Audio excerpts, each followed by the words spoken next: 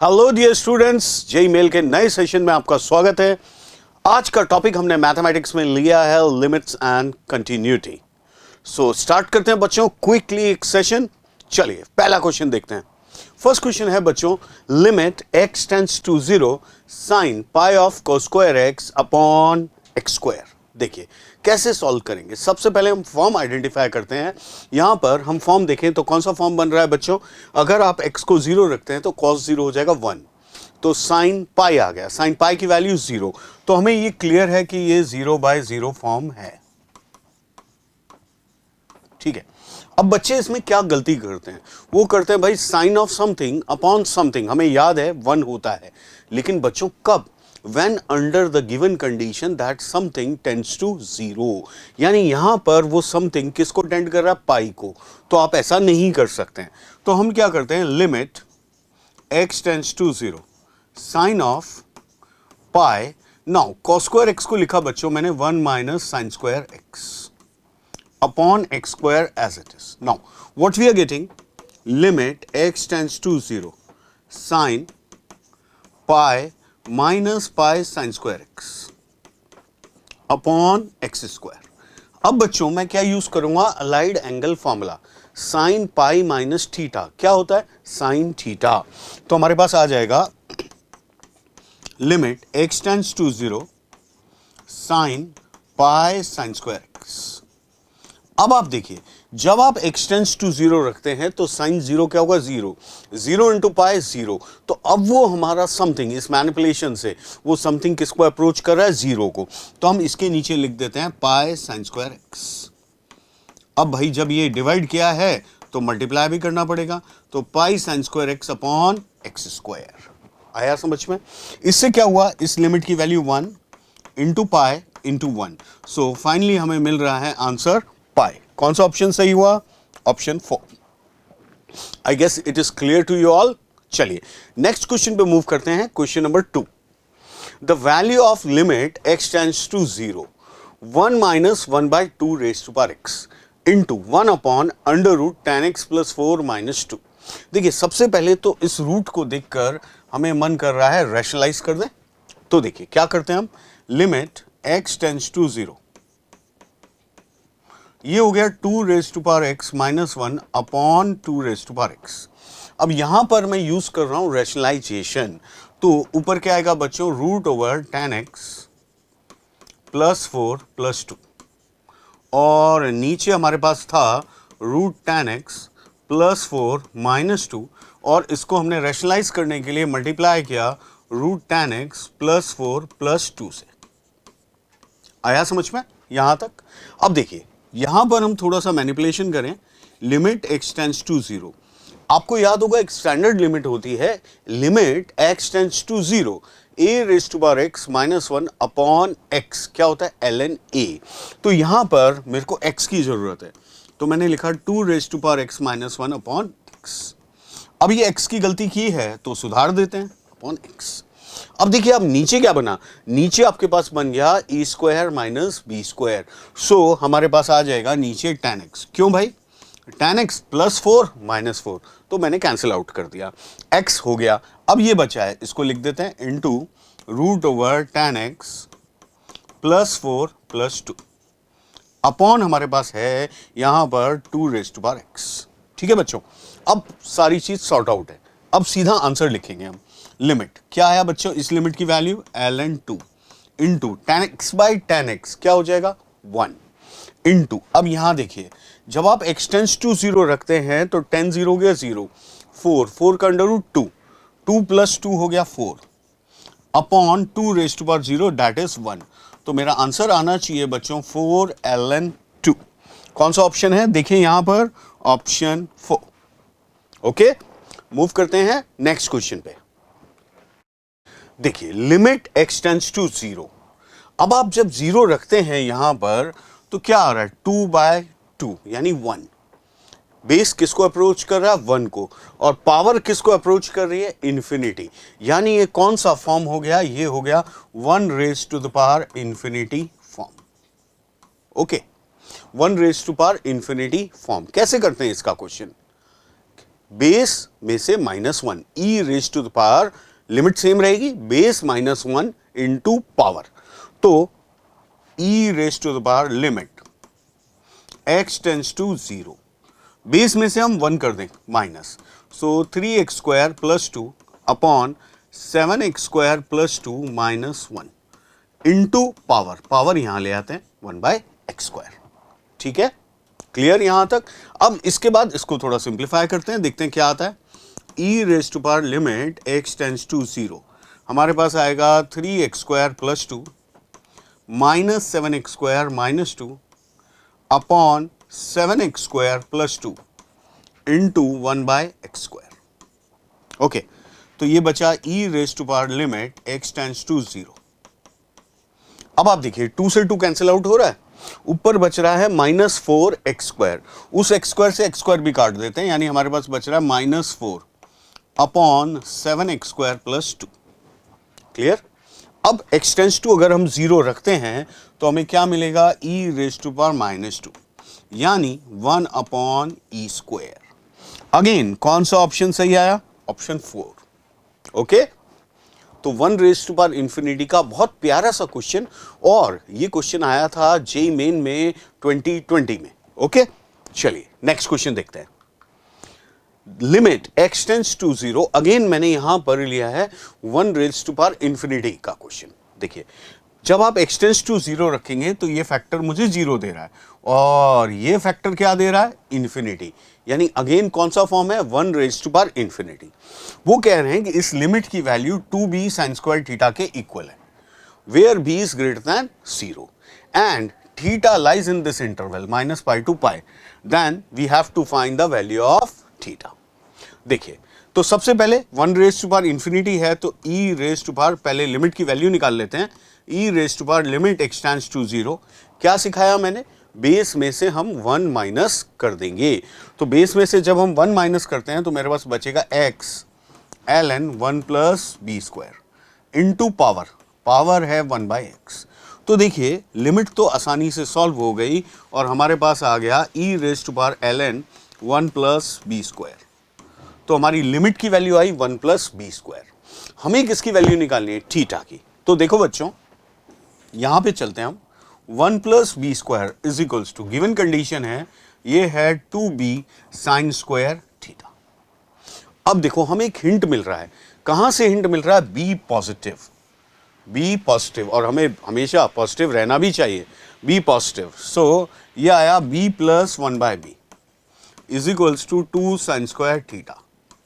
अब b positive से क्या हिंट मिला, AMGM, याद आया, या आपको समथिंग प्लस इट्स रेसिप्रोकल, हमें याद है कि यह हमेशा 2 से बड़ा होता है या इक्वल होता है, याद आया। ओके, सो यहां पर हम देख सकते हैं कि जो RHS है वो 2 से छोटी है, क्यों भाई, sin² थीटा है, तो sin² थीटा तो हमेशा 1 से कम होगा। और जो LHS है जिसकी हम बात कर रहे थे, LHS is greater than equal to 2। अब ये तो लड़ाई हो गई, RHS 2 से छोटा है, LHS 2 से बड़ा है, लेकिन दोनों में एक बात कॉमन है, क्या, इक्वल। तो हम कह सकते हैं कि भाई 2 sin² थीटा 2 के इक्वल होगा, यानी sin² थीटा 1 होगा, यानी मैं कह सकता हूं थीटा क्या होगा, ±π/2। ऑप्शन 4, अगेन हमारा आंसर आया ऑप्शन 4। क्लियर। चलिए मूव करते हैं नेक्स्ट क्वेश्चन पे। देखिए ये बहुत प्यारा क्वेश्चन है, let Pn is equal to, देखिए आई गेस इस साइन से सभी लोग अवेयर हैं, इसको क्या बोलते हैं, प्रोडक्ट का साइन है। Okay, product 1 - k + 1 upon k + 1 C2।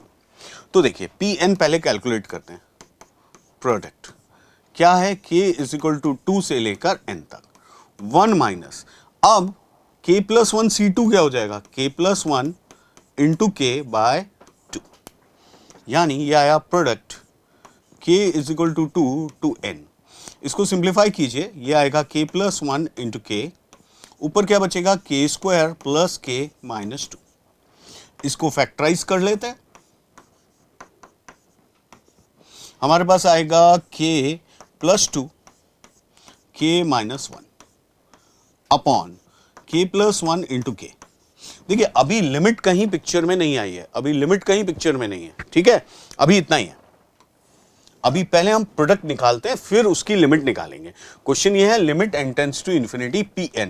तो पहले भाई Pn तो पता चले कि Pn क्या है।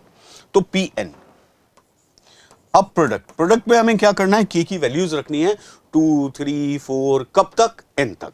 तो पहले मैं क्या कर रहा हूं, इस पोर्शन में रख रहा हूं, इसमें। तो अब हम k इज इक्वल टू 2 रखते हैं तो ये मिलेगा 4/3, 3 रखते हैं तो 5/4 एंड सो ऑन। लास्ट में क्या मिलेगा हमें, n+2/n+1। Got it. अब इस फैक्टर को ले लेते हैं, 2 यहां रखिए तो आपको मिलेगा 2 - 1 1/2, फिर मिलेगा 2/3 एंड सो ऑन n-1/n। अब आप देखिए यहां जादू हो रहा है, मैजिक।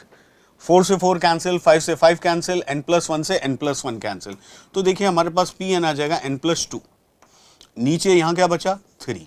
इसी तरह यहां भी एक मैजिक हो रहा है, 2, 2, 3, 3, n-1 सब कैंसिल हो रहे हैं, नीचे क्या बचा n। तो बेसिकली यहां पे हमें प्रोडक्ट निकालना था। अब हमसे क्या पूछा गया है, limit n tends to infinity Pn, यानी n+2/3n। अब बच्चों ये कौन सा फॉर्म हो गया, ये हुआ इन्फिनिटी बाय इन्फिनिटी फॉर्म। क्या करें, n से डिवाइड कर देते हैं। भाई सिंपल सा रूल है, जब भी इन्फिनिटी बाय इन्फिनिटी का क्वेश्चन है तो हमें हाईएस्ट पावर से डिवाइड कर देना चाहिए। तो हमारे पास आ जाएगा limit n tends to infinity 1 + 2/n upon 3। तो आंसर आ गया 1/3। अब वो कह रहे हैं कि ये आंसर आएगा a/b।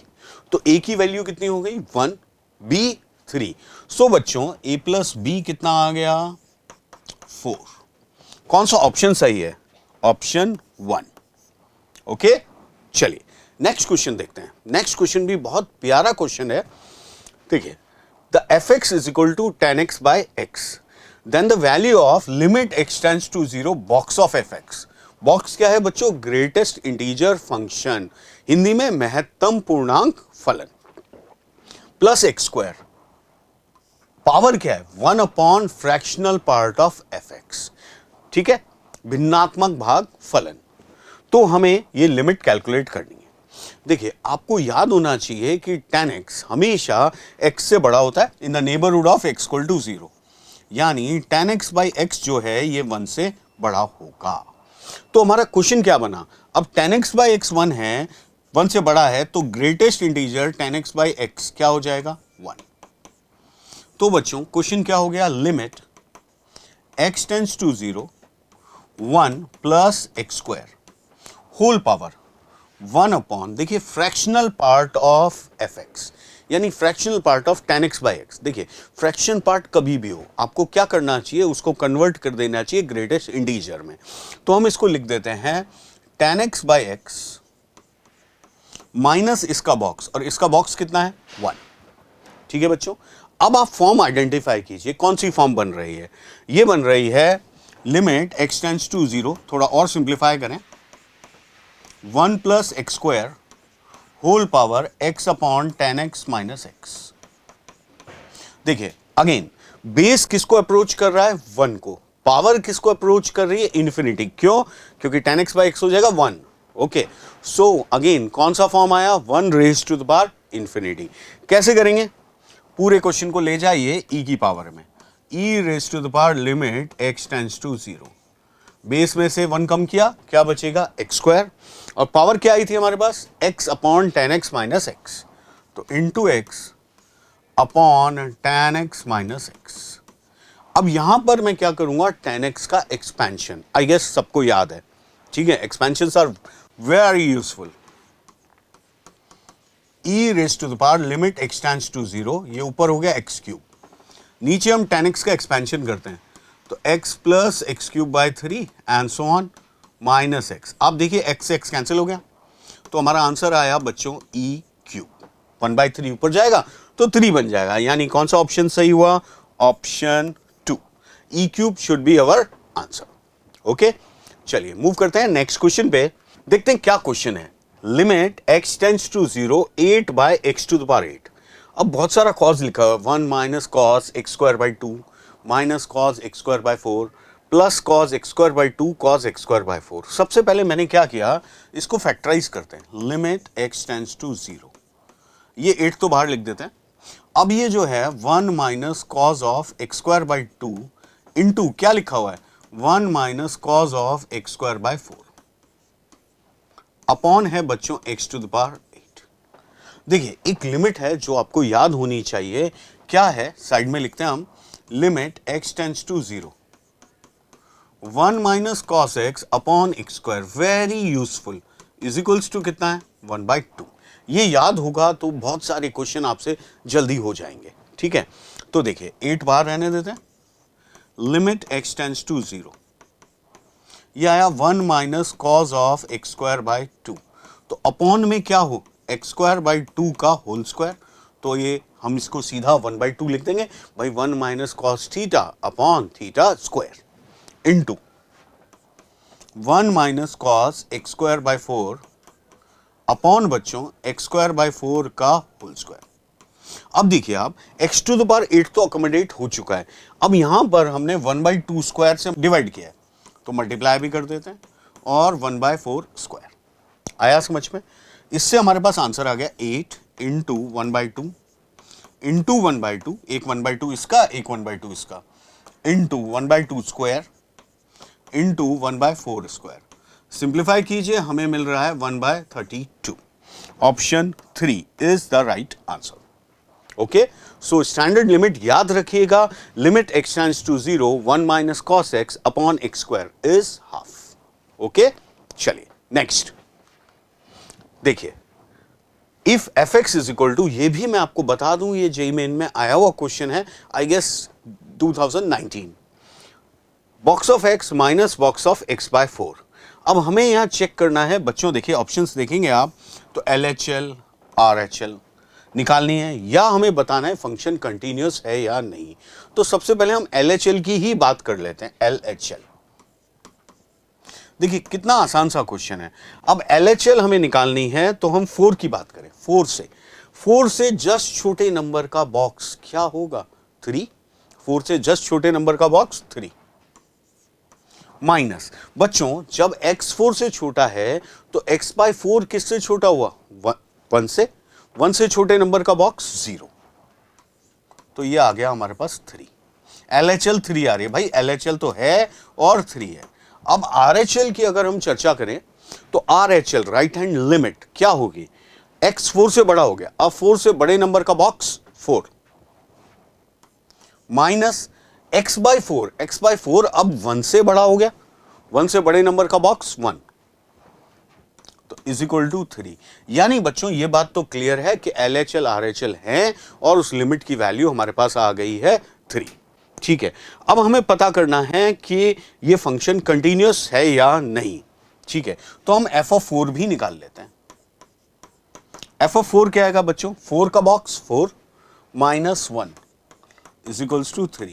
So as you can see that LHL is equal to RHL is equal to f of 4, then we must say that fx is continuous function at x equal to 4.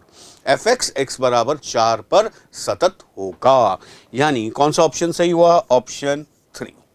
Okay, चलिए next question देखते हैं। fx is equal to 5 minus mod of x minus 2, एक function दिया गया हमें, and gx is mod of x plus 1। अब वो कह रहे हैं fx attains maximum at alpha and gx attains minimum at beta। fx का जो उच्चिष्ट मान है वो कहाँ आता है, अल्फा पर, और gx का निम्निष्ट मान आता है बीटा पर।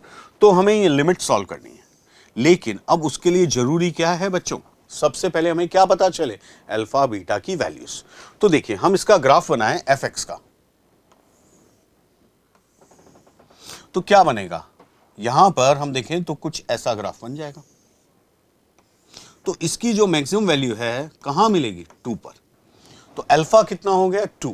ओके, और वैसे भी आप समझ सकते हो जहां मॉड 0 हो रहा है वहां उसकी मैक्सिमा या मिनिमा मिलेगा, तो ये अल्फा आ गया हमारे पास 2। ये किसका ग्राफ है, fx। नाउ अब अगर हम gx की बात करें, मॉड x प्लस 1, कुछ ऐसा ग्राफ होगा। तो ये मिनिमम या निम्निष्ठ इसका कहां मिल रहा है, -1 पर, तो बीटा आ गया -1। ठीक है बच्चों, अब लिमिट देखते हैं, तो अल्फा बीटा आ गया -2। ठीक है, तो हमारा क्वेश्चन हो गया लिमिट x टेंड्स टू 2। यहां पे क्या है, अब क्वेश्चन देखते हैं, x -1 into x square minus 5x plus 6 upon में क्या है, x square minus 6x plus 8। इसको सॉल्व करते हैं। अब देखिए x टेंड्स टू 2 रखते हैं तो ये 0/0 फॉर्म मिल रहा है, तो हमें क्या याद आया, फैक्टराइजेशन। क्यों भाई, क्वाड्रेटिक है तो हम इसे फैक्टराइज कर देते हैं। तो limit x tends to 2, x -1 as it is, इसके फैक्टर्स करेंगे x -2, x -3, और नीचे वाले के फैक्टर्स करेंगे तो x -2, x -4, x -2, x -2 cancel. अब हम लिमिट रख देते हैं, तो बच्चों 2 - 1 1 इंटू -1 अपॉन ये आ रहा है 2 - 4 यानी -2, तो हमारा आंसर आ जाएगा 1/2। देखते हैं कौन सा ऑप्शन सही है, ऑप्शन 3। Clear everybody? चलिए मूव करते हैं नेक्स्ट क्वेश्चन पे। नेक्स्ट क्वेश्चन क्या है, हमें एक फंक्शन दिया गया है fx, it is continuous at x equals to 0, यानी हमें कहा गया है कि fx एक सतत फलन है, तो हमें बतानी है लैम्डा की वैल्यू। देखिए अब ये फंक्शन कंटिन्यूअस है, तो हमने क्या किया, यहां पे पहले f(0) या हम कहें LHL, क्योंकि दोनों सेम आएंगी, तो LHL निकालें, that is equal to f(0), और वो कितनी आ रही है, आप देखिए जब आप साइन 0 रखेंगे तो 0 हो गया, पाई x ये भी 0 हो गया, कुल मिला के आ रहा है लैम्डा ln4। तो बच्चों ये जो लैम्डा ln4 है ये किसके इक्वल हो गया, limit x tends to 0 plus. ठीक है, अब ये हो गया 8 minus 4 minus 2 minus 1 upon x square. देखिए ये 1 तो 1 की पावर x को मैंने लिख दिया 1। ठीक है, क्लियर।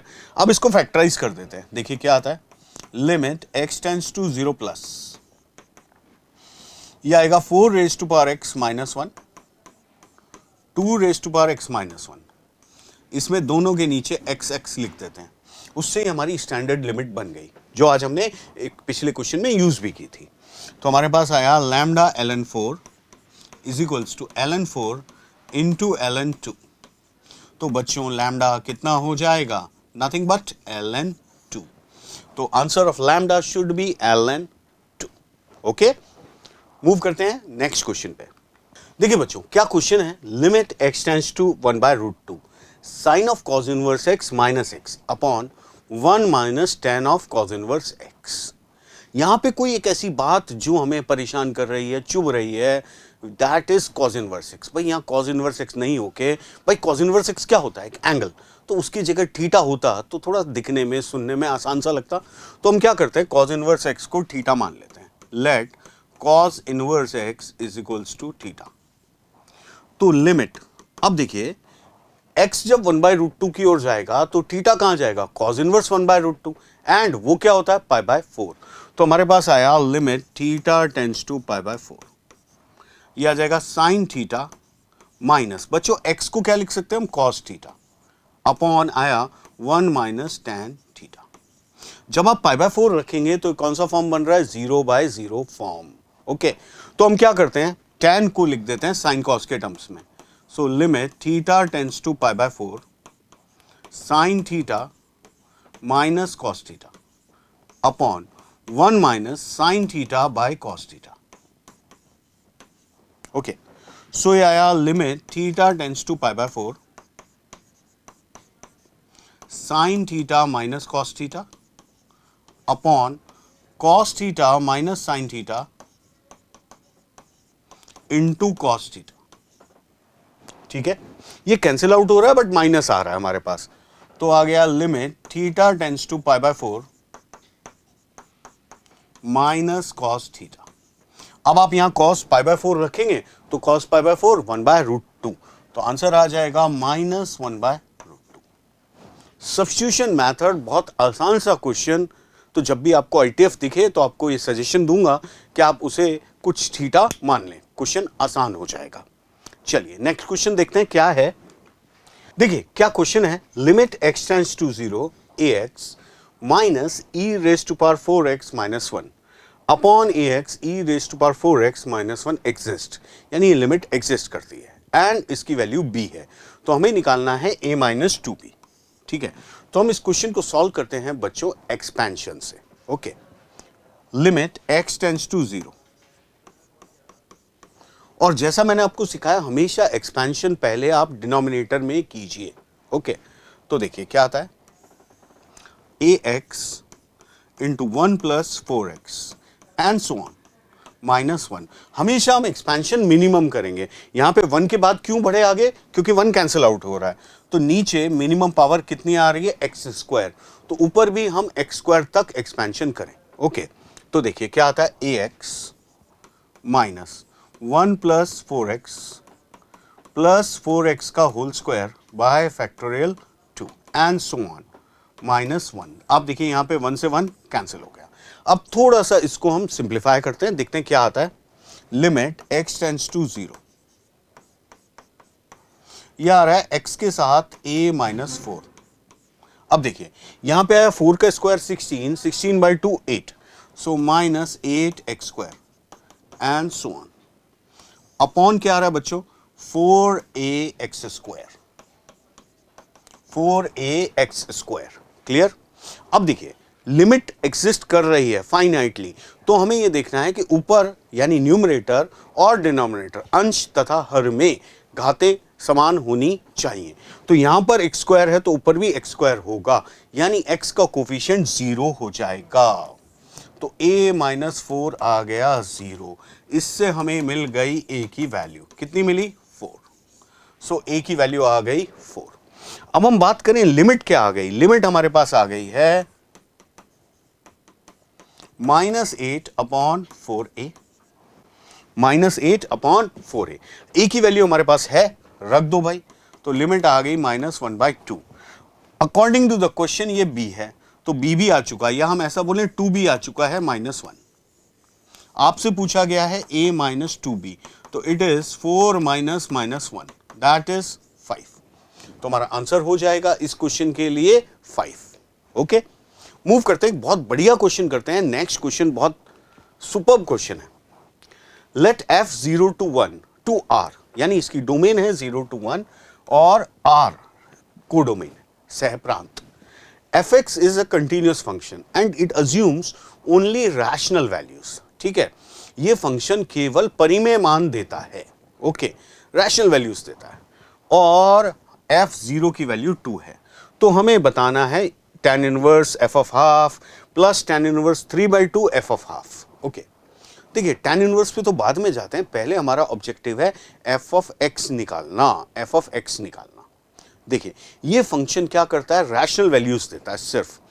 अब इसको एक रैशनल वैल्यू से दूसरी रैशनल वैल्यू तक जाने के लिए या तो चल के जाना पड़ेगा, ठीक है, या जंप करेगा। भाई जंप करेगा तो फंक्शन डिसकंटिन्यूअस हो गया, और चल के जाएगा तो भाई दो रैशनल वैल्यूज के बीच में तो बहुत सारी इरैशनल वैल्यूज आ जाएंगी, यानी ये फंक्शन ना तो जंप कर सकता है ना किसी दूसरी रैशनल वैल्यूज पे जा सकता है, यानी चलना भी है और दूसरी रैशनल वैल्यू पे भी नहीं जाना, यानी fx is constant function, fx is constant. So अब हमें क्लियर है f ऑफ 0 2 है, तो बच्चों fx क्या हो गया, 2 हो गया। क्लियर, अब ये वैल्यू रख दो। अब fx 2 है तो f ऑफ हाफ भी 2 हो गया। तो हमारा क्वेश्चन क्या हो गया बच्चों, tan inverse 2 plus tan inverse 3। अब ये ITF का क्वेश्चन हो गया, tan inverse 2 plus tan inverse 3 करना है, तो ये हो जाएगा tan inverse 2 plus 3 upon 1 minus 6। अब आप देखिए यहां पर आपको सिखाया था जब भी ये प्रोडक्ट 1 से बड़ा आ जाए तो हमें क्या ऐड करना है, पाई, तो प्लस कर देते हैं हम पाई, तो हमारा आंसर आ जाएगा pi plus tan inverse of minus 1, यानी पाई माइनस पाई बाय 4। तो हमारा आंसर आ गया बच्चों 3 पाई बाय 4। कौन सा ऑप्शन सही हुआ, ऑप्शन 3। ओके, चलिए next question. Limit x tends to a minus, यानी यहां पर हमें सिर्फ LHL निकालनी, क्यों निकालनी है LHL, ये भी ध्यान दीजिए। ठीक है, under root a square minus x square है तो x तो ऑब्वियसली a से छोटा होगा। ठीक है, into this cot of something. अब देखिए, जब आप x टेंड्स टू a रखते हैं तो ये हो गया 0 और ये हो गया कॉट 0। कॉट 0 कौन सा फॉर्म हो गया? इन्फिनिटी, यानी ये क्या आ गया? 0 इंटू इन्फिनिटी फॉर्म। तो देखते हैं क्या करते हैं हम। Limit x tends to a minus under root a square minus x square, इस कॉट को नीचे ले जाएं तो ये बन जाएगा 10 pi by 2 under root a minus x upon a plus x. ठीक है, अब देखो बच्चों, 10 ऑफ समथिंग और ये समथिंग 0 को अप्रोच कर रहा है, यानी इसके ऊपर अगर वो समथिंग आ जाए तो ये तो हमारा सॉल्व ही हो गया, 1 आ जाएगा। तो हम क्या करते हैं, यहां पे लिखते हैं limit x tends to a minus, ठीक है, pi by 2 into under root of a minus x upon a plus x upon 10 pi by 2 under root a minus x upon a plus x. ठीक है, into, अब इससे divide multiply किया है तो divide भी कर देते हैं, यह आ जाएगा pi by 2 under root a minus x upon a plus x, और ऊपर हमारे पास था root over a square minus x square. अब इस root a square minus x square को अगर हम फैक्टराइज करें तो हमारे पास आएगा root a minus x root a plus x. Root a minus x cancel कर देते हैं। Limit x tends to a minus pi by 2 under root a minus x upon a plus x और 10 of something, यानी pi by 2 root over a minus x upon a plus x. ठीक है बच्चों, देखिए अब यहां पे हमारे पास क्या बचेगा? a plus x upon pi by 2, क्योंकि रूट a माइनस एक्स मैंने कैंसिल आउट कर दिया। इसकी वैल्यू कितनी हो जाएगी? 1। अब आप x टेंड्स टू a रखते हैं तो आपके पास आएगा 1 into 2a upon pi by 2। So finally we are getting 4a by pi. कौन सा ऑप्शन सही है? ऑप्शन 4। सो बच्चों, आज हमने लिमिट और कंटिन्यूटी के बहुत सारे क्वेश्चंस किए और इससे पूरा चैप्टर थोरोली रिवाइज किया। Now I must invite Gaurav sir. He will be taking the physics part. So please welcome him and thank you from my side. All the best. Hello student, I am Gaurav Kaushal, physics faculty at Aakash institute Kota. तो JEE mail में मैं आपका स्वागत करता हूं और आज यहां पर हम डिस्कस करने वाले हैं थर्मल प्रॉपर्टीज़ ऑफ मैटर के कुछ क्वेश्चंस फिजिक्स चैप्टर के। ओके ना, तो स्टार्ट करते हैं पहले क्वेश्चन से। तो देखते हैं पहला क्वेश्चन आपको क्या दिया गया है। स्क्रीन पर आप देख सकते हैं पहला क्वेश्चन, आप इसमें लिखा हुआ है a block of metal is heated to a temperature much higher than the room temperature, मतलब उसको रूम टेम्परेचर से बहुत ज़्यादा हाई टेम्परेचर पे हमने गर्म किया है और उसको फिर ठंडा होने के लिए छोड़ दिया है हमने, है ना। वहाँ पे कोई हवा वगैरह नहीं फ्लो कर रहा है। Which of the following curves correctly represent the cooling. Okay ना, तो कूलिंग के लिए यहाँ पे इनमें से कौन सा कर्व करेक्ट होगा ये हमें बताना है। और आप देख सकते हैं कि ग्राफ हमें बताना है टेम्परेचर और टाइम के बीच में।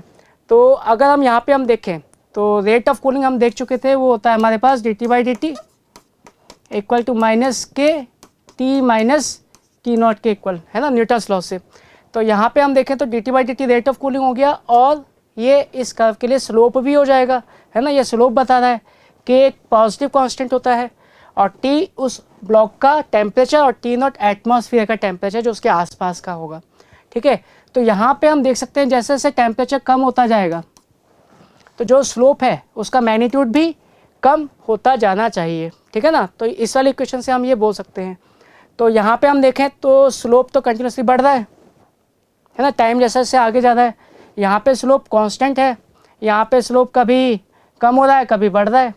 और इस वाले कर्व में अगर हम देखें तो यहाँ पे स्लोप कंटिन्यूसली कम होता जा रहा है। ठीक है ना, तो इस इक्वेशन के अकॉर्डिंग सेकंड ऑप्शन ही यहाँ पे करेक्ट हो सकता है। सो this will be our correct option. Okay, चलिए अगला क्वेश्चन देखते हैं। तो अगला क्वेश्चन आप यहाँ पे देख सकते हैं क्या दिया हुआ है। Emissive power of an ideal black body, है ना, आदर्श कृष्णिका वस्तु का जो टेम्परेचर है वो हमें 127 डिग्री सेल्सियस दिया हुआ है और इमिसिव पावर उसकी ई के इक्वल है। अब बोला गया है कि temperature at which it increases to 102%, मतलब 102% तक हो जाए, 2% का इसके अंदर इंक्रीज हो जाए। तो अगर हम देखें तो इमिसिविटी या इमिसिव पावर जो होता है उसे हम लिखते हैं सिग्मा ई ए, या बोल सकते हैं ये प्रपोर्शनल होगा किसके, टी पावर 4 के। अब यहाँ पे 102%, 102% हो गया है, मतलब इंक्रीज़ कितना हुआ है 2% का, तो 2% का इंक्रीज़ बहुत छोटा है। तो छोटे चेंज के लिए हम इसको डिफ्रेंशिएट कर सकते हैं और चेंज वाला कंसेप्ट फॉर्मूला लगा सकते हैं। तो वो क्या था हमारे पास, छोटे चेंज के लिए जो फ्रैक्शनल चेंज होगा ई के अंदर डेल्टा ई बाई ई, वो कितना हो जाएगा, इसकी पावर 4 है टेम्परेचर की, तो 4 डेल्टा टी बाई टी, ठीक है ना। और ये डेल्टा ई बाई ई हमें कितना दिया हुआ है, 2% का चेंज आया है, तो 2% के अकॉर्डिंग मैं लिख सकता हूँ इसको 2/100। तो यहाँ से हमें डेल्टा टी बाई टी कितना मिल गया, ये मिल जाएगा हमारे पास 1/200। अब ये टेम्परेचर आपके पास इनिशियल कितना था, 127 डिग्री सेल्सियस, तो टेम्परेचर का वैल्यू हो गया 127, बट ये डिग्री सेल्सियस में है, हमें लिखना है केल्विन में, तो प्लस 273, तो ये हो गया हमारे पास 400 केल्विन। तो ये वैल्यू मैं यहाँ पे पुट कर देता हूँ, तो डेल्टा टी ये हो जाएगा हमारे पास 400/200 मीन्स 2 केल्विन के इक्वल। अब डिफरेंस की बात करें तो डिफरेंस यहाँ पे 2 केल्विन का आ जाएगा, और हमारे पास टेम्परेचर इनिशियल कितना था 400 केल्विन, और टेम्परेचर बढ़ाना है कितने से, 2 केल्विन से, तो फाइनल टेम्परेचर हमारे पास कितना हो जाएगा 400 + 2 means 402 kelvin. This will be our correct answer, means third option will be here correct answer, okay ना। चलिए अगला क्वेश्चन देखते हैं क्या दिया हुआ है। तो नेक्स्ट क्वेश्चन आप यहाँ पर देख सकते हैं, हमें बोला गया है 3 rods made of the same material and having the same cross sectional area, है ना, उनका लेंथ भी सेम दिया हुआ है। फिर बोला गया है left end right ends are kept, तो लेफ्ट एंड को 0 पे रखे गए टेम्परेचर पे 0 डिग्री सेल्सियस पे, और जो राइट एंड्स हैं उसको 90 डिग्री सेल्सियस पे हमने रखा हुआ है। तो हमें बताना है टेम्परेचर ऑफ द जंक्शन, है ना, यहाँ पे संधि होगी, जंक्शन होगा, इसका हमें टेम्परेचर बताना है। तो देखते हैं कैसे करना है ये क्वेश्चन। तो यहाँ पे टेम्परेचर में मान लेता हूँ T, और सभी रॉड्स यहाँ पे कैसी हैं, आइडेंटिकल, है ना, तो आइडेंटिकल है, तो यहाँ पे हम देखें तो रेजिस्टेंस इसका अगर R है तो इन दोनों का भी रेजिस्टेंस कितना मान लिया जाएगा, R ही मान लिया जाएगा। अब मान लेते हैं करंट यहाँ से आ रहा है ना, तो करंट यहाँ से आया और यहाँ चला गया, इन दोनों में ये I1, ये I2, ये I3, तो ये करंट यहाँ पर हीट करंट है ना, जो हीट यहाँ से फ्लो हो रहा होगा। तो हम बोल सकते हैं incoming current equal to outgoing current, तो हम उस यहाँ पे बोला जा सकता है I1 equal to I2 + I3, ठीक है ना। अब I1 I2 हम क्या लिखेंगे, डेल्टा T बाई R लिखा जाता है, तो डेल्टा T इसके लिए क्या हो जाएगा 0 - T अपॉन R। ऐसे I2 के लिए डेल्टा T क्या हो जाएगा T - 90, तो T - 90 अपॉन R। ऐसे I3 के लिए T - 90, तो T - 90 अपॉन R। तो यहाँ से R तो सब में क्या हो गया, कैंसिल हो गया, ये बचेगा हमारे पास 3T इक्वल टू ये हो जाएगा हमारे पास 2 × 90 के इक्वल, ठीक है ना। तो यहाँ 3 से ये 30 टाइम्स कैंसिल हो गया, तो T का वैल्यू हमारे पास कितना आ गया 60, और ये सब हमने किस में लिए थे, डिग्री सेल्सियस में, तो T भी किस में आएगा, डिग्री सेल्सियस में। तो T का वैल्यू हो गया, जो जंक्शन का टेम्परेचर होगा वो हमारे पास हो जाएगा 60 डिग्री सेल्सियस, ठीक है। तो चेक करते हैं कौन सा ऑप्शन करेक्ट है। तो यहाँ पे हम देखें तो सेकंड ऑप्शन हमारा करेक्ट ऑप्शन हो जाएगा, ठीक है।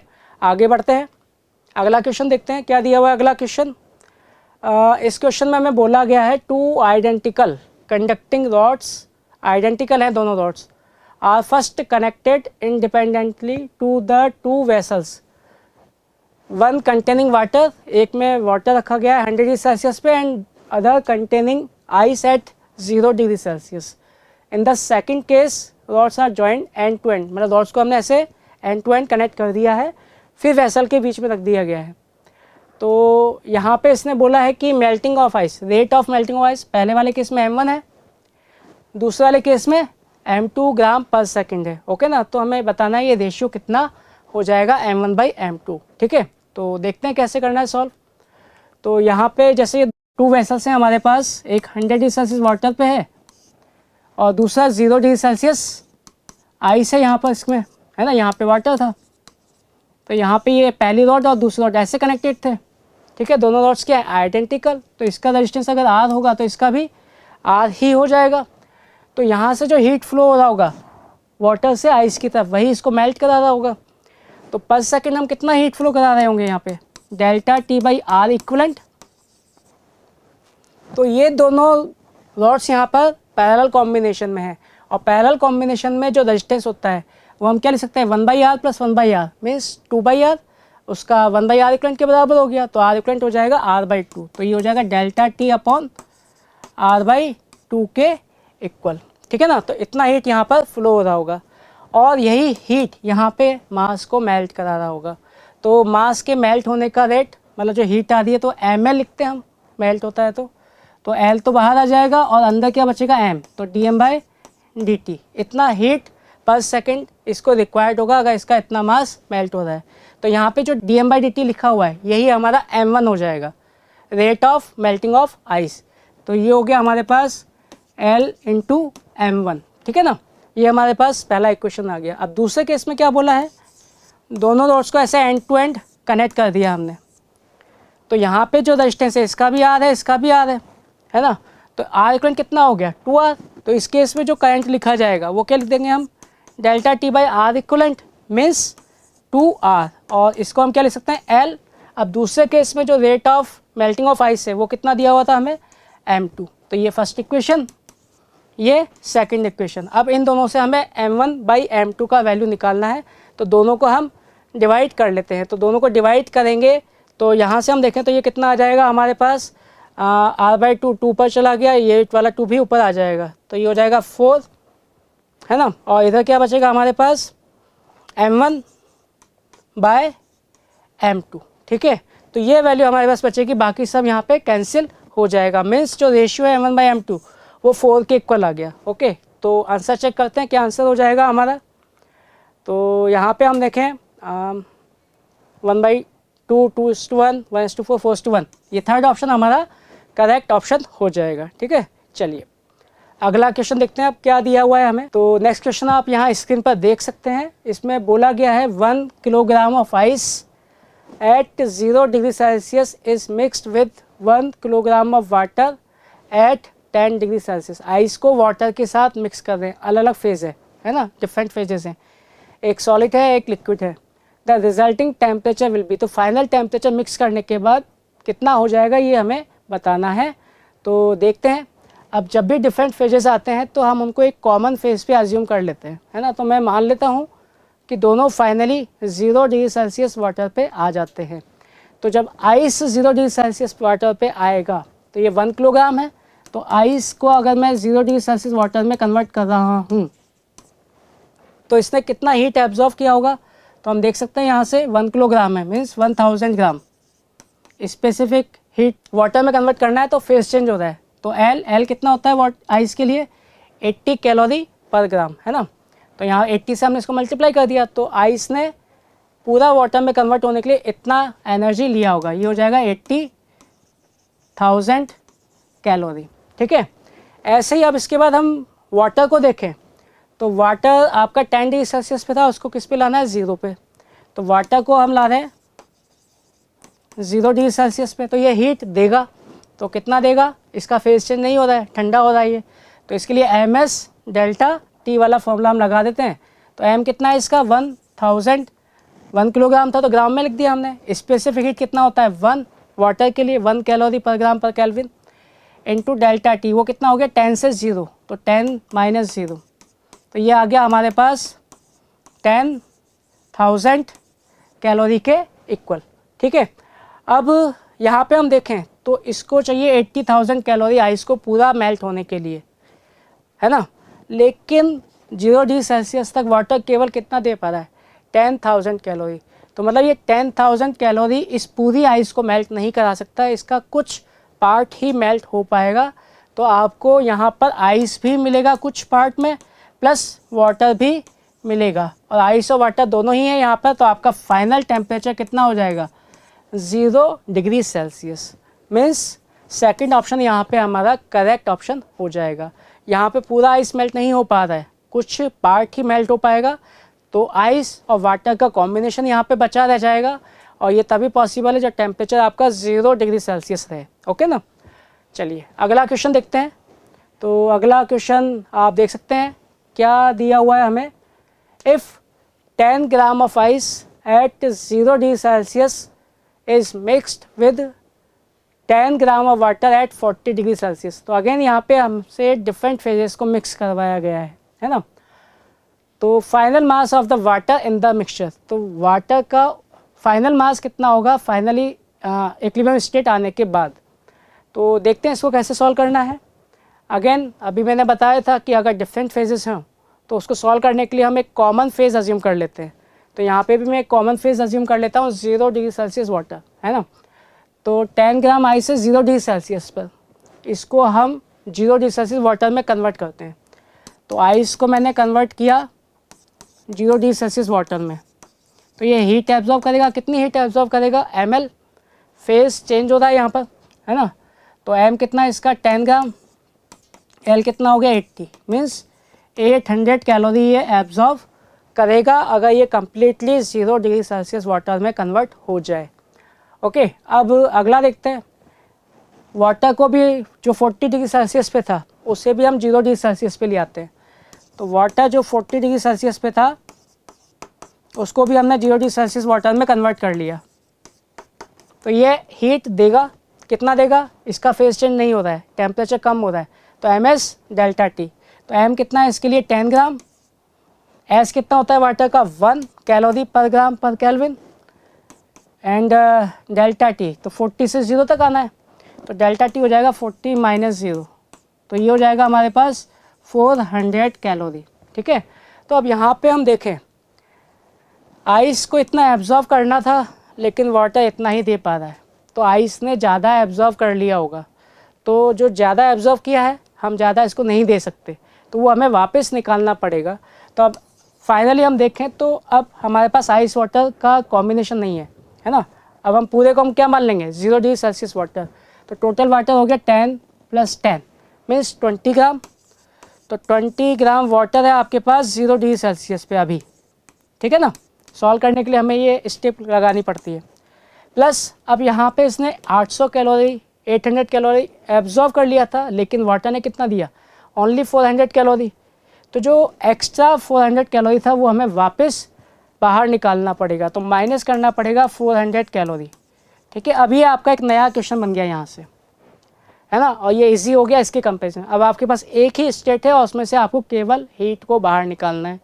तो 400 कैलोरी मुझे बाहर निकालना है, तो 0 डिग्री सेल्सियस वाटर में से अगर मैं हीट बाहर निकालूंगा तो उसका टेम्परेचर कम नहीं होगा। 0 डिग्री सेल्सियस इसका मेल्टिंग पॉइंट है, तो मेल्टिंग पॉइंट पर ये अपना फेज चेंज करेगा और आइस में कन्वर्ट होगा। और हम देख सकते हैं कि 400 कैलोरी बाहर निकालने पर पूरा आइस तो नहीं बन पाएगा, क्योंकि इतना आइस बनाने के लिए जो 10 ग्राम था उसी के लिए 800 कैलोरी चाहिए। ठीक है ना, तो हम ये मानते हैं कि कुछ m ग्राम जो मास था वो आइस में कन्वर्ट हो गया। तो लेट m ग्राम आपका आइस में कन्वर्ट हो चुका है। तो इतना हीट, इतने मास जो आइस में बना है उसने इतना हीट निकाला होगा।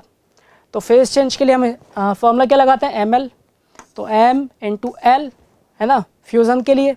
तो ये किसके बराबर होना चाहिए, 400 कैलोरी के इक्वल, और L कितना होता है 80, तो ये 400, तो m का वैल्यू कितना आ जाएगा हमारे पास 5 ग्राम, मतलब 5 ग्राम वापस आइस में कन्वर्ट हो गया, 5 ग्राम वापस आइस में कन्वर्ट हो गया।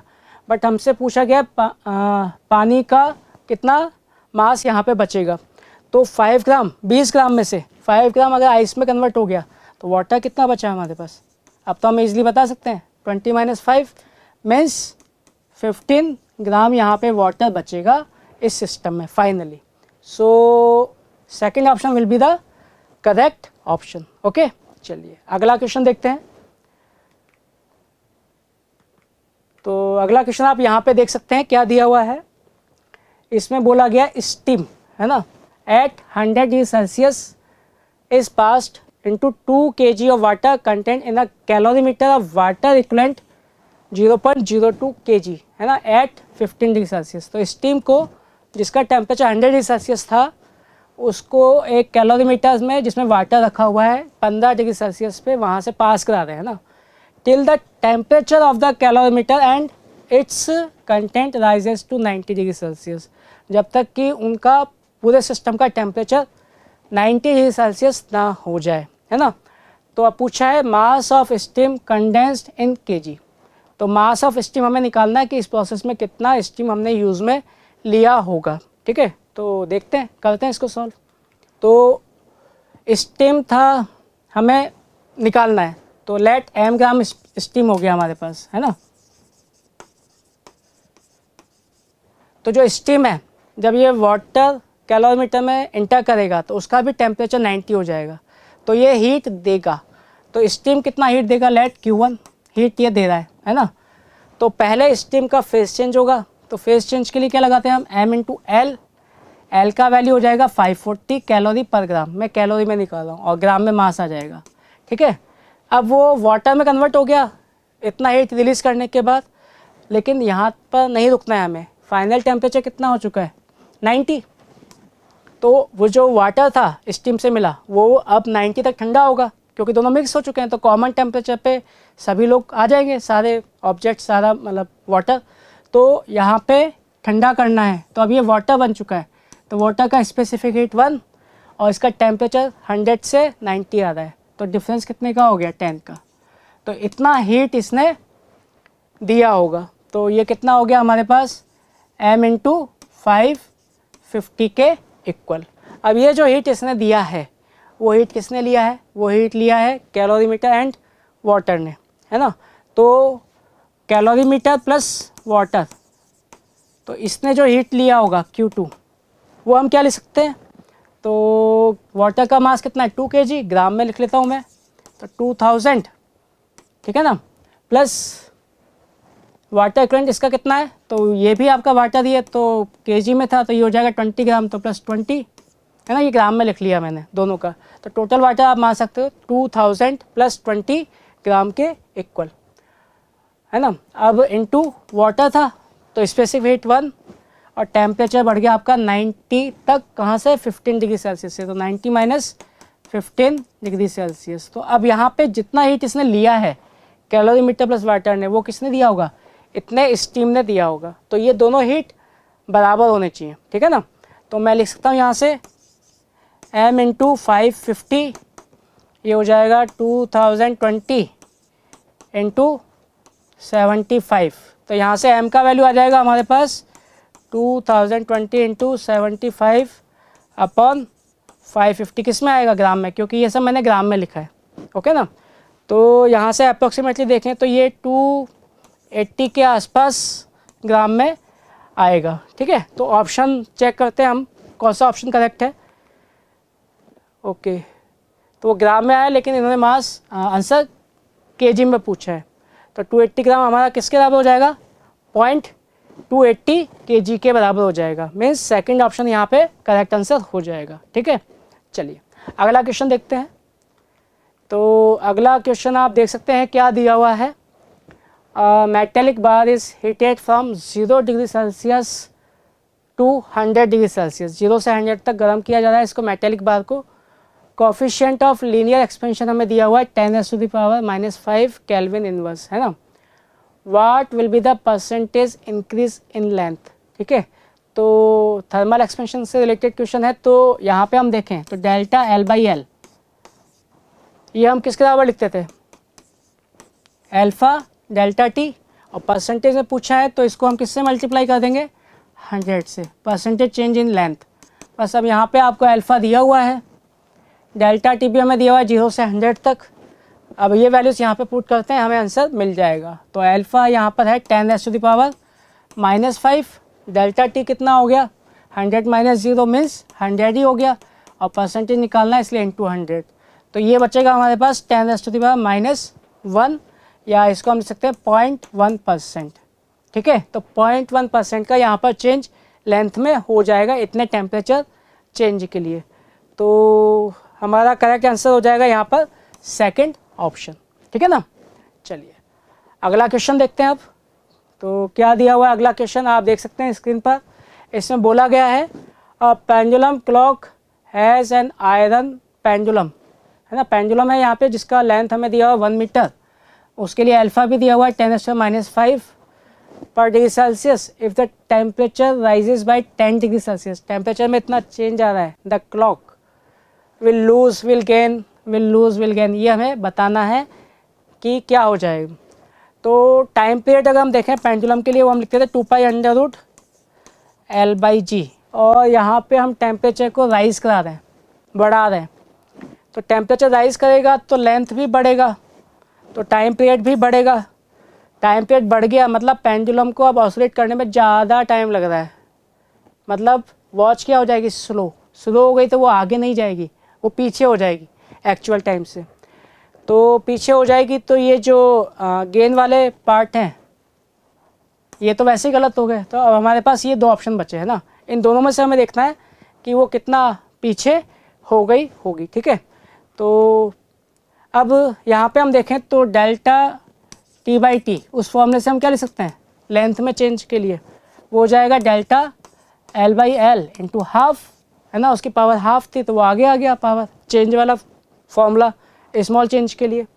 और डेल्टा L/L को हम क्या लिखते हैं थर्मल एक्सपेंशन वाले पार्ट में अल्फा डेल्टा थीटा, थीटा क्या है यहाँ पे चेंज इन टेम्परेचर। तो टी टाइम में इतना चेंज आ रहा है डेल्टा टी का, तो यूनिट टाइम में कितना हो गया डेल्टा T/T। तो अब इसने पूछा है एक दिन में कितना चेंज आएगा, है ना, पर डे, है ना, एक दिन में कितना चेंज आएगा। तो एक दिन के लिए हम देखें तो जो चेंज आएगा टोटल टाइम में डेल्टा टी, तो यूनिट टाइम में इतना हो गया, तो एक दिन में कितना टाइम हो जाएगा सेकंड में निकालना है। तो एक दिन में हमारे पास हाफ अल्फा डेल्टा टी, ये तो यूनिट टाइम में, तो एक दिन में टोटल टाइम हो जाता है हमारे पास 24 × 60 सेकंड्स, तो ये सेकंड्स में आएगा, ठीक है ना, इतना टाइम का चेंज आ जाएगा। और यहाँ पे जब अल्फ़ा इन सब का वैल्यू पुट करेंगे तो हाफ इंटू अल्फ़ा, अल्फ़ा हो गया हमारे पास 10⁻⁵, डेल्टा थीटा हो गया 10। तो सॉल्व करने के बाद ये हमारे पास आ जाएगा 4.32 सेकेंड के इक्वल, ओके ना। सो this will be our correct answer. तो ऑप्शन देखें हम यहाँ पर, तो थर्ड ऑप्शन हमारा करेक्ट ऑप्शन हो जाएगा, ठीक है, लूज़ करेगा, पीछे हो जाएगी घड़ी, ओके। चलिए अगला क्वेश्चन देखते हैं। तो नेक्स्ट क्वेश्चन यहाँ पे आप देख सकते हैं क्या दिया हुआ है, 2 rods of length L1 and L2 are made of material whose coefficient of linear expansion are α1 and α2, है ना। 2 rods के लिए हमें लेंथ भी दे रखा है और कोफिशिएंट ऑफ लीनियर एक्सपेंशन भी हमें दिए हुए हैं। तो इससे बोला है difference between the two length is independent of temperature, मतलब किसी भी टेम्परेचर पे दोनों की जो लेंथ होगी उसका डिफरेंस वो टेम्परेचर पे डिपेंड नहीं कर रहा है, मतलब कांस्टेंट हो गया, है ना। तो कांस्टेंट होगा इनमें रिलेशन, है ना, आप देख ही सकते हैं इक्वेशन में L1 अल्फ़ा के बीच में L2 α2 इन सब के बीच में हमें रिलेशन निकालना है। तो देखते हैं कैसे करेंगे। तो यहाँ पे हम देखें तो डेल्टा L वो क्या लिखोगे L1 dash minus L2 dash अलग अलग टेम्परेचर पे, तो ये हो जाएगा L1 पहले वाले का length into 1 plus α1 delta theta और माइनस दूसरे वाले के लिए L2 1 minus α2 1 plus α2 delta theta, है ना। किसी भी टेम्परेचर पे चेंज के बाद हमने ये लेंथ का चेंज हमने लिख लिया। तो ये बोला कि ये टेम्परेचर पे डिपेंड नहीं करता, मतलब जो इनिशियल चेंज डिफरेंस था बाद में भी उतना ही रहेगा। तो इनिशियल कितना था हमारे पास L1 माइनस L2, तो मैं इसको सॉल्व करूँ तो L1 माइनस L2 यहाँ पे कैंसिल हो जाएगा और ये बचेगा L1 α1 delta theta minus L2 α2 delta theta equal to 0। तो डेल्टा थीटा भी 0 में चला गया, तो ये आ गया L1 α1 equal to L2 α2। So this will be our answer. इसको आप ऐसे भी लिख सकते हो L1/L2 इक्वल टू α2/α1, है ना, दोनों तरीके से लिखा जा सकता है। तो देखते हैं कौन सा ऑप्शन करेक्ट है। तो यहाँ पे हम देखें सेकंड ऑप्शन हमारा यहाँ पर मैच कर रहा है, okay. So this will be our correct option. चलिए आगे बढ़ते हैं, अब देखते हैं अगला क्वेश्चन क्या दिया हुआ है। तो नेक्स्ट क्वेश्चन यहाँ आप स्क्रीन पर देख सकते हैं, यहाँ क्या बोला गया है, a copper cube of mass 200 gram slides down on a rough incline plane of inclination 37 degree. एक क्यूब को हमने इंक्लाइन प्लेन पे ऐसे स्लाइड करा दिया है ना, रफ है वो, ठीक है, और वो कांस्टेंट स्पीड से मूव कर रहा है, मतलब उस पर नेट फोर्स 0 होना चाहिए, है ना, उसकी स्पीड में कोई चेंज नहीं आ रहा, तो उसकी काइनेटिक एनर्जी में भी कोई चेंज नहीं आएगा। फिर any loss in mechanical energy goes into copper block as a thermal energy. तो जो भी लॉस हुआ है ना मैकेनिकल एनर्जी का, वो उसकी ब्लॉक की थर्मल एनर्जी में कन्वर्ट हो जाएगा। तो हमसे पूछा है find the increase in temperature of the block जब वो कितना चल जाए 60 सेंटीमीटर इंक्लाइन के अलोंग। ओके ना। तो स्पेसिफिक भी हमें दिया हुआ है 420 जूल पर केजी पर केल्विन। ओके, तो सॉल्व करते हैं इसको। तो यहाँ पे ये ब्लॉक है, यहाँ से चलता हुआ ये नीचे आ गया, कितना चल के आया 60 सेंटीमीटर, और ये हमें एंगल कितना दिया हुआ है 37 डिग्री, है ना। तो इसकी पोटेंशियल एनर्जी कम हो रही है लेकिन स्पीड में कोई चेंज नहीं हुआ है। तो जो लॉस हुआ पोटेंशियल एनर्जी का वो सारा का सारा किस में कन्वर्ट हो गया, थर्मल एनर्जी में।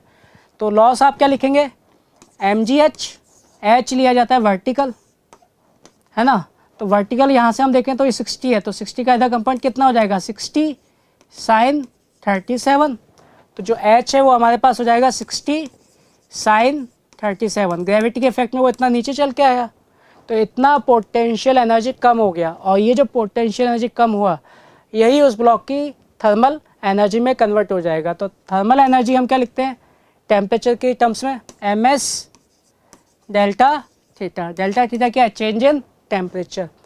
तो यहाँ से हम देखें तो मास तो कैंसिल ही हो गया, है ना। g का वैल्यू 10, 60 साइन 37 हो जाएगा 3/5, और स्पेसिफिक हीट हमें कितना दिया है 420, तो 420 इंटू डेल्टा थीटा। तो यहाँ से हमें बस डेल्टा थीटा मिल जाएगा। तो डेल्टा थीटा कितना हो गया 10 इंटू 60 इंटू 3/5 इंटू 420 के इक्वल हो गया। तो ये डेल्टा थीटा आ जाएगा हमारे पास। और इसको जब हम सॉल्व करेंगे तो सॉल्व करने के बाद ये वैल्यू आ जाएगी अप्रॉक्सीमेटली आपकी 8.6 इंटू 10⁻³ के इक्वल, है ना। 8.6 इंटू 10⁻³ के इक्वल। और चेंज की बात करें तो चेंज डिग्री सेल्सियस में भी उतना ही होता है जितना केल्विन में। तो आप इसको डिग्री सेल्सियस में भी लिख सकते हैं और केल्विन में भी लिख सकते हैं, है ना। तो ये हमारा इसका करेक्ट आंसर हो जाएगा। तो यहाँ पे जो भी लॉस हो रहा है काइनेटिक एनर्जी में तो कोई चेंज हुआ नहीं, तो जब वो नीचे आया तो पोटेंशियल एनर्जी कम हुआ, तो मैकेनिकल एनर्जी कम हो रहा है। तो मैकेनिकल एनर्जी कम हुआ तो वो जो जितना कम हुआ है वो एनर्जी सारा का सारा किस में कन्वर्ट हो गया, थर्मल एनर्जी में। ठीक है, चलिए अगला क्वेश्चन देखते हैं। तो नेक्स्ट क्वेश्चन आप यहाँ स्क्रीन पर देख सकते हैं, क्या बोला गया है, value of -40 degree Celsius in Fahrenheit scale is, है ना। तो फ़ारेनहाइट में ये वैल्यू किसके बराबर हो जाएगा -40। तो यहाँ पे हम देखें तो फॉर्मूला हम जानते हैं, क्या लिख सकते हैं, ये होता है जैसे फ़ारेनहाइट में हम देखें तो बॉइलिंग पॉइंट होता है 212 डिग्री फ़ारेनहाइट पे, है ना, ये F, और नीचे भी boiling minus melting, melting point कितने पे आता है फ़ारेनहाइट में 32 पर। ऐसे ही ये जो रेशियो होगा ये इक्वल होगा किसी भी दूसरे टेम्परेचर यूनिट में। तो हमें डिग्री सेल्सियस के साथ देखना है। बॉइलिंग पॉइंट कितना था डिग्री सेल्सियस में 100, है ना, और यहाँ पे इस F के कॉरस्पॉन्डिंग वैल्यू डिग्री सेल्सियस में C हो जाएगा। ऐसे 212 के कॉरस्पॉन्डिंग डिग्री में 100 और मेल्टिंग पॉइंट के कॉरस्पॉन्डिंग 0, है ना, वाटर के। तो ये हमारे पास फॉर्मूला आ जाता है। अब हमें C का वैल्यू दिया हुआ है -40 डिग्री सेल्सियस, तो C का वैल्यू मैं यहाँ पे रख दूँगा -40 के इक्वल। और इसको जब मैं सॉल्व करता हूँ तो सॉल्व करने के बाद F का वैल्यू भी आ जाएगा मेरे पास -40 डिग्री, और ये किस में आएगा फ़ारेनहाइट में। ओके, मीन्स ये वो वैल्यू है जिसका वैल्यू डिग्री सेल्सियस में और फ़ारेनहाइट में दोनों में क्या रहता है, सेम रहता है। तो इस केस में जो हमारा आंसर हो जाएगा 1 -40 डिग्री फ़ारेनहाइट। Okay, clear.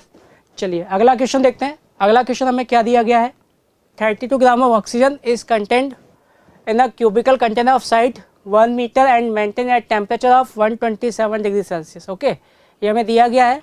और isothermal bulk modulus of the elasticity of the gas in terms of universal gas constant, ये हमें बताना है। तो बल्क मॉडुलस के लिए हम देखें तो बल्क मॉडुलस हम क्या लिखते हैं, change in pressure equal to -beta change in volume upon original volume. तो यहाँ से जो बीटा है उसका वैल्यू हो जाएगा हमारे पास -v delta p by delta v, या इसको छोटे से चेंज के लिए हम क्या लिख सकते हैं -v dp बाय dv के इक्वल। और ये आइसोथर्मल प्रोसेस है, तो आइसोथर्मल प्रोसेस में हम क्या लिखते हैं pv इक्वल टू कॉन्स्टेंट। तो मुझे dp बाई dv निकालना है ना, बल्क मॉडुलस के लिए। तो मैं क्या करूँगा, इस इक्वेशन को डिफ्रेंशिएट कर देता हूँ। तो मैंने इसको डिफ्रेंशिएट किया, p को सेम रखा, v का डिफ्रेंशिएशन dv, फिर v को सेम रखा, p का डिफ्रेंशिएशन dp और कांस्टेंट का डिफ्रेंशिएशन 0। तो यहाँ से मेरे पास dp/dv आ जाएगा -p/v, और ये वैल्यू मैं उठा के यहाँ रख देता हूँ। तो ये वैल्यू जब मैंने यहाँ पर रखी तो -v और dp/dv कितना आया हमारे पास, -p/v। तो -p/v, तो ये किसके इक्वल हो गया, p के इक्वल। मतलब जो बल्क मॉडुलस है वो प्रेशर के इक्वल हो जाएगा इस केस में। तो अब प्रेशर हमें निकालना है, क्योंकि यहाँ तो हमें आर की टर्म्स में निकालना है। तो आइडियल गैस इक्वेशन, तो आइडियल गैस इक्वेशन क्या था, PV = nRT। तो मैं P क्या ले सकता हूँ, nRT/v, है ना। तो यही आपका किसके बराबर हो जाएगा, बल्क मॉडुलस के बराबर। तो यहाँ पे हमें 32 ग्राम ऑफ ऑक्सीजन दिया गया है, मोलर मास भी 32 ऑक्सीजन का। तो मोल्स तो कितने हो गए, 1, और कंटेनर का साइड हमें 1 मीटर दिया गया है। तो वॉल्यूम कितना हो जाएगा, 1 का क्यूब, मीन्स ये भी 1 हो जाएगा। तो n और v दोनों का वैल्यू कितना हो गया, 1, और टेम्परेचर हमें दिया हुआ है 127। तो इसको हम किस में कन्वर्ट कर लेंगे, केल्विन में। तो 127 + 273, तो ये कितना हो गया, 400 केल्विन। तो यहाँ से हम बोल सकते हैं बीटा का वैल्यू हो जाएगा हमारे पास 11 R, और टी का वैल्यू कितना आ गया, 400। तो ये 400 R के इक्वल हमारा बीटा आ जाएगा, बल्क मॉडुलस आ जाएगा, ठीक है ना। मीन्स सेकंड ऑप्शन हमारा करेक्ट ऑप्शन हो जाएगा। ओके, चलिए अगला क्वेश्चन देखते हैं क्या दिया हुआ। अगला क्वेश्चन हमें क्या दिया गया, देख सकते हैं आप यहाँ स्क्रीन पर। The specific heat of many solids at low temperature varies with absolute temperature T, है ना। T के साथ स्पेसिफिक हीट वेरी करता हुआ हमें दिखाया गया है।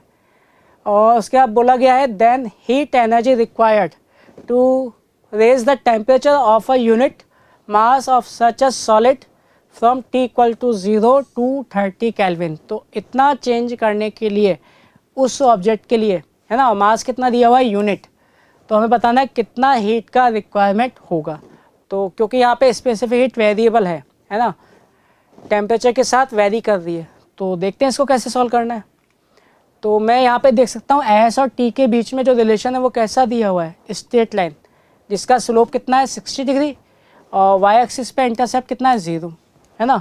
तो मैं इसमें लाइन की इक्वेशन क्या लिख सकता हूँ, वाई की जगह पर एस, स्लोप हो गया tan 60, और एक्स की जगह पर है टेम्परेचर, और वाई इंटरसेप्ट कितना है 0। तो y = mx + c। तो ये हमारे पास इक्वेशन बन जाएगा। तो एस कितना हो गया, tan 60 मतलब √3 × t। ये स्पेसिफिक हीट हो गया इन टर्म्स ऑफ टेम्परेचर। अब क्योंकि ये वेरिएबल है तो हम डायरेक्टली तो इसको फॉर्मूले में यूज़ नहीं कर सकते, ΔQ = ms ΔT। तो हम छोटे से चेंज के लिए देखते हैं पहले। तो इतना एनर्जी चाहिए होगा ms, और छोटा सा चेंज आएगा टेम्परेचर में dt। तो टोटल चेंज के लिए हम क्या कर लेंगे, इसको इंटीग्रेट, ओके ना। तो मास तो हमने अभी देखा था क्वेश्चन में, यूनिट मास था तो 1, और s का वैल्यू कितना हो गया √3t, और dt, और इसको हमें इंटीग्रेट कर लेना है। 1 मैंने बाहर ले लिया क्योंकि कांस्टेंट है। तो हमें कहाँ से कहाँ तक चेंज करना था, 0 to 30 केल्विन टेम्परेचर को। तो यहाँ dt, t पर लिमिट लगा देंगे हम 0 to 30। तो √3 भी बाहर आ गया, t का इंटीग्रेशन क्या हो जाएगा, t²/2। तो t²/2 लिमिट लगा दिया हमने 0 से 30 तक। तो ये हो जाएगा √3/2 और 30 का स्क्वायर, तो 30 × 30, ओके ना। तो ये हो जाएगा हमारे पास 450 √3 के इक्वल, ठीक है ना। इतना हीट उस ऑब्जेक्ट को रिक्वायर्ड होगा जिसके लिए स्पेसिफिक हीट हमें इस ग्राफ से दिखाया गया है, ओके। तो देखते हैं कौन सा ऑप्शन करेक्ट हो जाएगा हमारा। इसमें हम देख सकते हैं थर्ड ऑप्शन हमारा करेक्ट ऑप्शन है, ओके, क्लियर। चलिए आगे बढ़ते हैं, अगला क्वेश्चन देखते हैं। तो नेक्स्ट क्वेश्चन आप देख सकते हैं क्या दिया हुआ है, liquid of temperature coefficient of volume expansion, है ना। लिक्विड का वॉल्यूम एक्सपेंशन कोफिशिएंट दिया हुआ है हमें, कितना, 4 × 10⁻⁵ पर degree Celsius. Is poured in a cylinder container of metal, metal के कंटेनर में डाल दिया गया है। On increasing temperature height of the liquid in container, वो क्या रहता है, विल रिमेन सेम, मतलब हाइट में कोई चेंज नहीं आ रहा है उस लिक्विड की जो कंटेनर के अंदर है ना। तो एक्सपेंड तो दोनों ही कर रहे होंगे, लेकिन फिर भी जो टोटल हाइट है लिक्विड की उस कंटेनर में, उसमें कोई चेंज नहीं हो रहा, ये हमें बोला गया है। तो if temperature coefficient of linear expansion of container, तो कंटेनर का हमें लीनियर एक्सपेंशन कोफिशिएंट हमें फाइंड यहाँ पे करना है, ठीक है ना। तो उसने बोला हाइट में कोई चेंज नहीं आ रहा है, ठीक है। तो देखते हैं क्या होगा। तो यहाँ पे हम देखें तो ये जो हाइट है h कंटेनर के अंदर लिक्विड की, इसमें कोई चेंज नहीं आएगा। तो नीचे कंटेनर का बेस एरिया कितना हो गया a, तो इसमें हम देखें इनिशियल वॉल्यूम कितना हो जाएगा लिक्विड का a into H, but temperature change करने के बाद भी हाइट तो सेम रहेगा, तो टेम्परेचर चेंज करने का वॉल्यूम हो गया v नॉट डैश लिक्विड के लिए, और ये a डैश, लेकिन हाइट क्या रहेगी सेम h। तो v नॉट डैश क्या लिखोगे आप, इनिशियल वॉल्यूम कितना था ah, और ये लिक्विड में चेंज आ रहा है तो 1 प्लस गामा लिक्विड है ना, लिक्विड के लिए expansion coefficient into delta theta, और a डैश एरिया किसकी वजह से चेंज होगा, कंटेनर की वजह से, है ना। तो एरिया आप कंटेनर का क्या लिख सकते हैं, वो लिख सकते हैं initial area a into 1 plus, अब एरिया है तो अगर अल्फ़ा की टर्म्स में लिख रहे हैं तो बीटा का वैल्यू होता है 2 अल्फ़ा, है ना। तो ये हो जाएगा 2 alpha delta theta into h, तो एच से एच कैंसिल, ए से ए कैंसिल, तो यहाँ से आ गया 1 plus gamma delta theta equal to 1 plus 2 alpha delta theta, और इसको हम और सॉल्व करेंगे तो ये आ गया गामा इक्वल टू 2 अल्फ़ा, मतलब कि जो गामा होगा वो अल्फ़ा का डबल होगा, या हम बोल सकते हैं कि जो अल्फ़ा होगा वो गामा बाई 2 हो जाएगा। और गामा हमें कितना दिया है 4 इंटू 10⁻⁵, इसका आधा हाफ किया हमने तो कितना आ गया 2 इंटू 10⁻⁵ पर डिग्री सेल्सियस, ये हमारे पास अल्फ़ा का वैल्यू हो जाएगा। तो चेक करते हैं ऑप्शंस में, तो ऑप्शंस में हम देखें तो फर्स्ट ऑप्शन यहाँ पे हमारा करेक्ट ऑप्शन हो जाएगा, ठीक है। तो आज के लिए इस सीरीज़ में इतना ही, बाकी हम नेक्स्ट सीरीज़ में और भी कुछ क्वेश्चंस के साथ आएंगे, और नए वीडियोस को, नए कंसेप्ट को सीखने के लिए हमारे चैनल को सब्सक्राइब करिए और इनको वीडियोस को आप कंटिन्यूसली देखते रहिए।